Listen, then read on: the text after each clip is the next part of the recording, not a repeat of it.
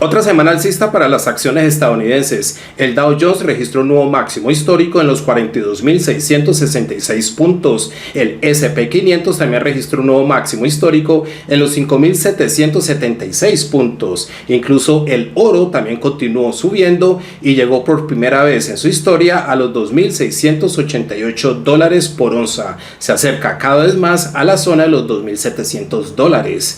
Hola amigos y amigas, les habla Alexander Londoño del Faro Financiero y aprovecho para invitarlos a que visiten los canales del Faro Financiero y que compartan su contenido con sus amigos y familiares.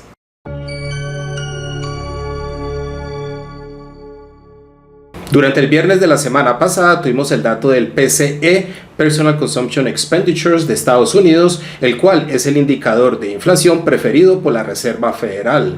La inflación en Estados Unidos continúa bajando. De hecho, la inflación anual llegó al 2,2% y se acerca al 2%, que es el objetivo de la Reserva Federal. Eso aumenta las probabilidades de que la Reserva Federal implemente otra reducción de tipos de interés del 0,50%, así como lo hizo la última vez. Y es por eso que el índice del dólar se mantuvo bastante débil durante la semana pasada, pero todavía está por encima del 100.00, nivel que ha probado ser un buen soporte para el índice.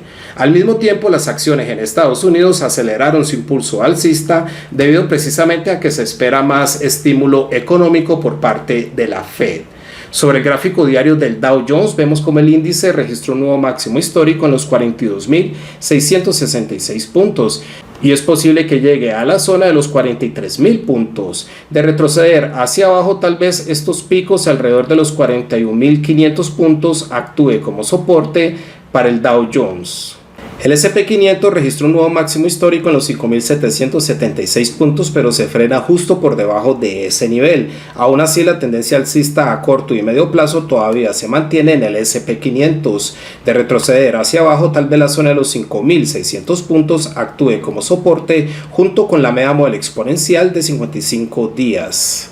El Nasdaq 100 llegó a los 20.330 puntos y de continuar subiendo podría volver a visitar la zona de máximos históricos en los 20.800 puntos. Aunque se frenó un poco durante el viernes de la semana pasada, en realidad todavía se mantiene la tendencia alcista a corto plazo en el Nasdaq 100 y de retroceder hacia abajo tal vez los 19.600 puntos actúen como soporte. El Bovespa de Brasil vemos que tras rebotar hacia arriba desde los 130.000 puntos rompió por encima de la media móvil exponencial de 55 días, pero se consolida justo por encima de esa media móvil, encontrando una resistencia alrededor de los 134.000 puntos. La zona de los 136.000 puntos también podría actuar como resistencia para el Bovespa de Brasil en caso de regresar con esa tendencia alcista a medio plazo, pero la resistencia más relevante se encuentra en el pico de máximos históricos alrededor de los 138.000 puntos. Como dijimos, el dólar se mantiene bastante débil, pero todavía no ha podido confirmar una ruptura real por debajo del 100.00 y existe la posibilidad de que rebote de ahí hacia arriba, dependiendo de cómo sigan saliendo los datos de empleo de Estados Unidos de esta semana. El dólar frente al peso mexicano aceleró su impulso alcista, pero frente al real brasileño se mantiene algo débil. Sobre el gráfico diario del índice del dólar vemos como el índice ha encontrado un buen soporte en el 100.00, pero de romper por debajo de ese nivel podría llegar a visitar el 99.00. Por otro lado, de llegar a retroceder hacia arriba, el 101.69 podría actuar como resistencia junto con la media móvil exponencial de 55 días.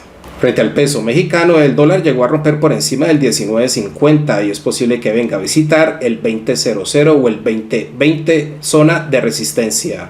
Vemos que la media móvil exponencial de 55 días está actuando como un buen soporte dinámico para el dólar frente al peso mexicano.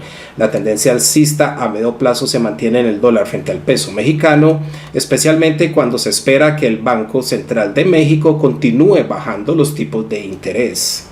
Frente al real brasileño vemos como el dólar encontró nuevamente un buen soporte en el 5.40, pero a medida que esas visitas se van haciendo más frecuentes, más van aumentando las probabilidades de que lo rompa hacia abajo, especialmente cuando los máximos que vemos sobre el gráfico diario vienen siendo más bajos que los anteriores, y esto nos indica que la presión se está acumulando a la baja. por debajo del 5.40, tal vez el 5.30 por donde está la media móvil exponencial de 200 días actúe como soporte para el dólar frente al real brasileño. El oro aceleró su impulso alcista con la debilidad que ha mostrado el índice del dólar y también porque han aumentado las probabilidades de que la Reserva Federal continúe bajando los tipos de interés. La plata también acelera su impulso alcista, pero el crudo se mantiene algo indeciso e intenta regresar con la tendencia bajista a medio plazo. Sobre el gráfico diario del oro vemos cómo llegó a los $2.688 por onza por primera vez en su historia. La tendencia alcista a corto y medio plazo se mantiene bastante fuerte en el metal precioso y es posible que llegue a visitar la zona de los $2.700. Hacia abajo de retroceder a la baja, tal vez los $2.600 actúen como soporte, seguidos por esta zona alrededor de los $2.530 por onza.